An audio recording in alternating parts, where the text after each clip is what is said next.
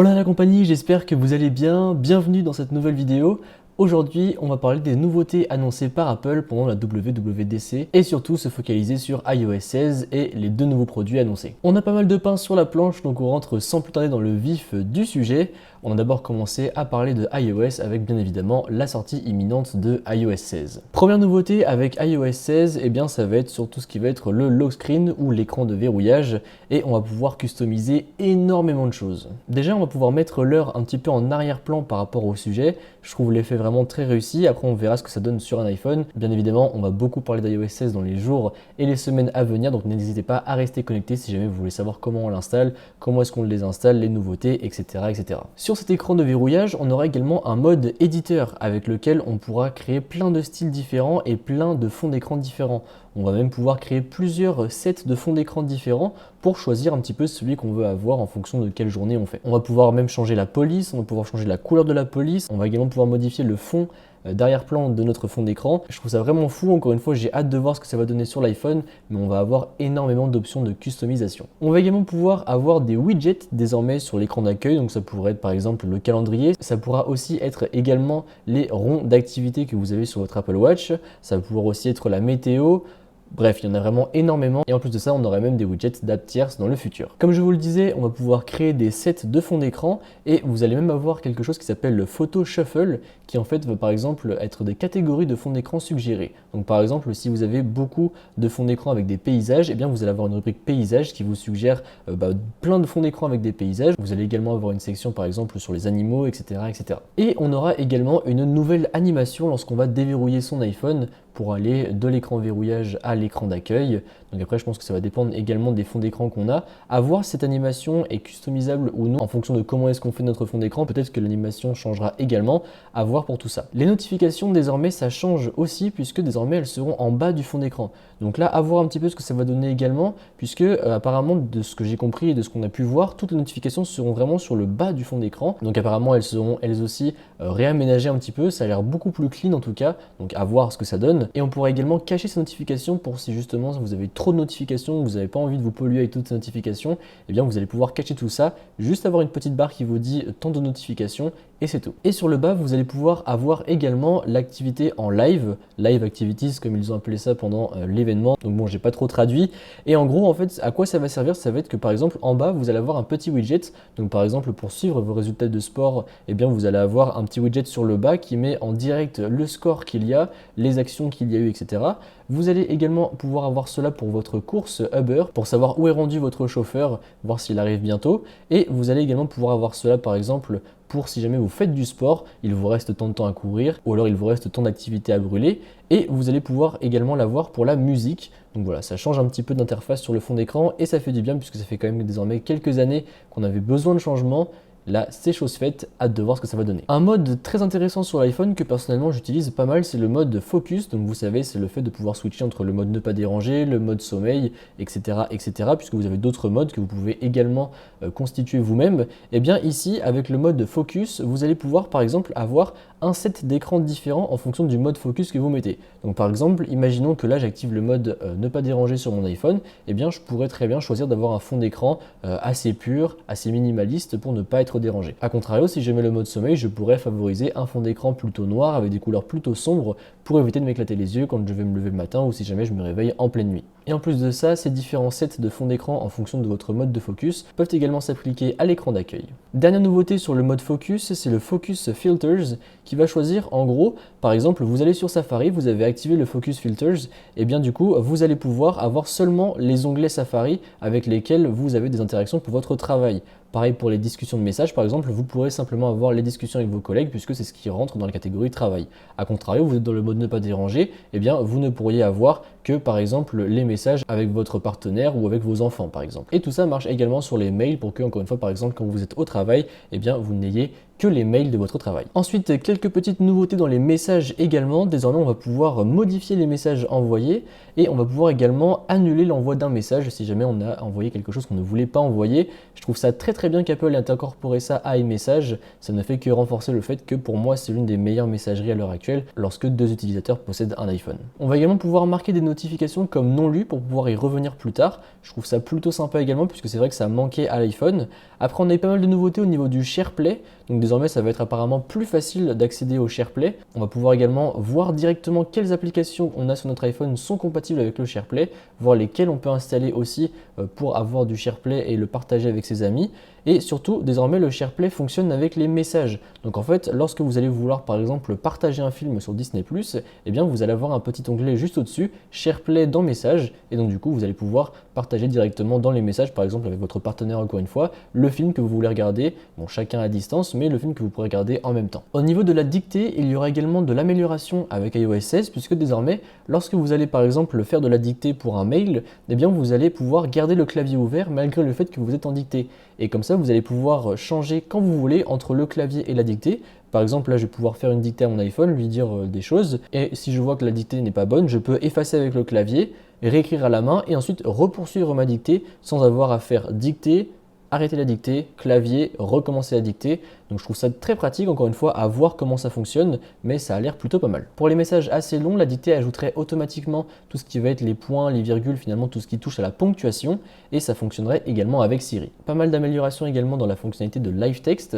Donc vous savez, c'est la fonctionnalité qui vous permet par exemple de copier-coller du texte directement depuis une image. Et bien désormais vous allez pouvoir le faire depuis une vidéo. La traduction sera également disponible désormais avec le Live Text et elle fonctionnera directement dans l'application de traduction de votre iPhone. Il y a également une nouvelle fonctionnalité qui fait son apparition qui s'appelle le Visual Lookup, qui va en fait pouvoir copier-coller un sujet en le détourant automatiquement. Alors pareil, sur la démo, ça a l'air de marcher extrêmement bien, à voir ce que ça va donner en condition. Pas mal d'améliorations dans Wallet. Bon, malheureusement, on n'en peut pas encore mettre la carte d'identité chez nous en France. Pour l'instant, il y a seulement quelques États aux États-Unis qui le font, et donc ces États s'agrandissent. Il y a de plus en plus d'États qui acceptent cela et qui travaillent dessus. Désormais, par exemple, si vous prenez une course sur Uber, vous allez pouvoir partager le fait que vous êtes simplement au-dessus de 21 ans ou que vous êtes majeur sans pour autant donner votre âge exact, donc toujours dans cette optique de protection des données et de vraiment pas trop en dire sur l'utilisateur. Vous allez également désormais pouvoir partager vos clés d'hôtel, vos réservations, etc. directement depuis Message, mais surtout la grosse amélioration c'est que désormais vous allez même pouvoir le partager avec ceux qui n'ont pas d'iPhone, puisque Apple travaille avec plein d'autres marques pour incorporer un langage universel pour que tout le monde puisse le partager entre eux. Pour ce qui est d'Apple Pay, apparemment ce mois-ci on pourra avoir le paiement d'un iPhone à un autre, donc ça fait un petit moment que ça avait été annoncé, donc c'est cool que ça sorte enfin. Et vous allez également avoir un nouveau type de paiement dans Apple Pay qui s'appelle Apple Pay Later, qui va en fait vous permettre de payer en 4 fois et le tout sans intérêt directement avec Apple Pay. Donc en fait le paiement va être espacé de quelques semaines et encore une fois il n'y aura pas d'intérêt. Donc par exemple si jamais vous avez besoin de faire un gros achat d'un coup mais que vous ne pouvez pas vous le permettre, et bien vous pouvez échelonner tout ça, et sachant qu'après dans Apple Pay il y a écrit toutes les échéances de vos prochains paiements. Dans Maps, pas mal d'améliorations également, puisque désormais en France on va pouvoir avoir la nouvelle map qui n'était pour l'instant disponible que aux États-Unis. Donc on devrait avoir une meilleure expérience avec Maps, mais surtout on a l'ajout du multistop. Donc ça c'est super cool, je l'attendais vraiment depuis très longtemps sur Maps, c'est le fait de pouvoir ajouter en fait des étapes à votre trajet. Et vous pourrez même demander à Siri d'ajouter des étapes directement, donc comme ça vous pouvez le faire en conduisant sans pour autant avoir à vous arrêter. Et vous allez même pouvoir ajouter vos cartes de transport directement dans Maps, enfin je pense que ça fonctionne avec Wallet mais elles seront affichées dans Maps et ça vous montrera par exemple si jamais vous n'avez plus trop d'argent sur votre carte de transport, et bien ça vous le mettra directement pour ne pas que vous soyez surpris lorsque vous allez prendre votre bus. En ce qui concerne les photos, pas mal d'améliorations là aussi, puisque vous savez, Apple avec iOS 15, on a eu l'apparition de l'option partager avec vous. Donc pour tout ce qui va être par exemple le site, etc., qu'on partageait par exemple sur Message, et bien quand vous ouvriez Safari, vous pouviez voir tous les sites qui étaient partagés avec vous. Et bien désormais, iCloud crée une librairie indépendante de photos partagées avec vous. Donc par exemple, imaginons que demain je parte en vacances avec je sais pas un pote, et bien du coup on fait une librairie partagée sur iCloud, et donc après toutes nos photos et bien se retrouveront là-dedans. Après on peut même choisir par exemple quel type de photos on veut voir dans cette librairie. Par exemple, si on veut, j'en sais rien, que les photos de paysages, que les photos d'animaux, etc., etc., c'est vous qui choisissez. Et si par exemple moi je décide de modifier une photo dans cette librairie commune, eh bien la personne avec qui je partage cette librairie verra également la modification. Dans l'application maison, on aura une toute nouvelle interface avec pas mal de widgets pour voir directement qu'est-ce qui est allumé, qu'est-ce qui fonctionne. On va pouvoir également avoir une vue sur toutes les caméras, une vue d'ensemble. En fait, tout semble beaucoup plus intuitif, donc à voir encore une fois ce que ça va donner en réel. Et bien évidemment, on pourra également avoir les widgets de ce qui se passe dans la maison directement sur le lock screen. Ensuite, pour ce qui est de CarPlay, alors là, c'est juste ouf ce qu'Apple a annoncé. Je vous laisse avec la petite vidéo. Donc en fait, c'est simple, Apple aimerait pouvoir tout faire avec CarPlay. C'est-à-dire pouvoir afficher la vitesse, pouvoir afficher la météo, pouvoir afficher votre trajet, et le tout en incorporant des fonctionnalités de votre véhicule. Par exemple, mettre la clim, baisser le chauffage, ouvrir le toit ouvrant, etc., etc. Le tout dans CarPlay directement sans avoir à le quitter, et je trouve ça juste incroyable. Alors après, à voir comment ça va fonctionner, à voir également quelles voitures seront compatibles, puisque Apple a annoncé travailler justement avec ces différentes marques de voitures, et je pense que ça va prendre un petit moment avant qu'on l'ait en réel. En fait, si vous voulez, l'interface va être complètement modulable et vous allez pouvoir l'adapter à chaque utilisateur de votre véhicule, et comme je vous le disais, Apple l'a annoncé pour la fin de l'année prochaine. Donc on n'est pas encore là, mais hâte de voir les premiers véhicules qui vont sortir avec ça. Je pense qu'il y aurait moyen de faire pas mal de vidéos sympas. On pourra également désormais faire des quick notes avec votre iPhone. Vous aurez également de nouveaux emojis. Et voilà un petit peu pour tout ce qui touche à iOS 16. Après, je pense qu'il y a plein d'autres fonctionnalités qu'on va devoir un petit peu découvrir par nous-mêmes. Bien évidemment, je vous tiendrai au courant sur la chaîne de toutes ces nouveautés. Pour ce qui est des Mac, on a eu l'annonce d'un nouveau MacBook Air ainsi que d'un nouveau MacBook Pro 13 pouces avec la puce M2. Pour ce qui est du MacBook Air, il fait que 11,3 mm d'épaisseur pour un poids de 2,7 pounds. Vous l'aurez en Silver, Space Gray, Midnight et Starlight pour ce qui est des couleurs. Lui aussi a le droit au retour du MagSafe. Vous avez toujours les ports en USB-C ainsi qu'un port jack pour si jamais vous avez besoin de brancher un casque. Vous avez un écran de 13,6 pouces, c'est un écran Liquid Retina avec une encoche là aussi. Alors par contre, j'ai l'impression que les bords sont un petit peu plus gros que ce qu'on peut avoir notamment sur les nouveaux MacBook Pro qui ont été annoncés il y a de cela quelques mois. L'écran serait 25% plus lumineux, on aurait une caméra en 1080p qui aurait une résolution du coup 2 fois meilleure que les anciens. Vous avez 4 speakers à l'intérieur qui se situent entre le clavier et l'écran. Vous avez toujours le Touch ID sur le clavier. Apparemment, il serait 20% plus rapide pour tout ce qui touche au filtre de photos, etc.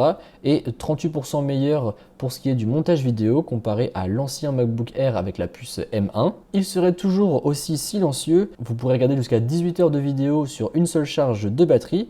Et alors, grosse nouveauté, le chargeur inclus avec ces MacBook Air et je crois le MacBook Pro aussi, eh bien en fait, c'est un chargeur avec 2 ports USB-C. Donc comme ça, vous pouvez brancher votre Mac et vous pouvez également brancher un autre câble d'alimentation à cette même brique pour charger un autre appareil en même temps. Et là aussi, grosse nouveauté puisque désormais les MacBook Air supporteront la recharge rapide. Pour ce qui est du MacBook Pro M2, on sait juste qu'il sera 40% plus rapide en image processing que l'ancien MacBook Pro avec la puce M1.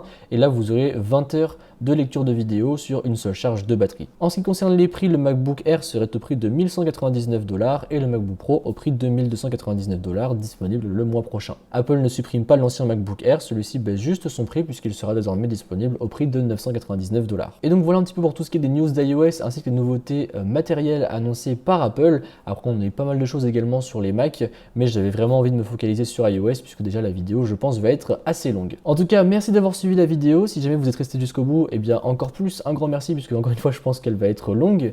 Si tout ça vous a plu, n'hésitez pas à mettre un pouce bleu, à me suivre sur les réseaux sociaux qui se trouveront dans la description et à vous abonner. Allez, salut!